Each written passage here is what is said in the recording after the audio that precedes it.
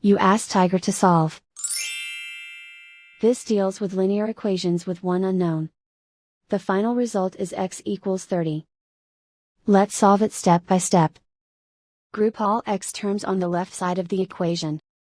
Subtract 2x from both sides.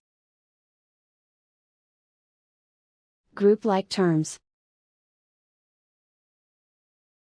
Simplify the arithmetic. Group like terms. Simplify the arithmetic. Group all constants on the right side of the equation. Add 40 to both sides. Simplify the arithmetic.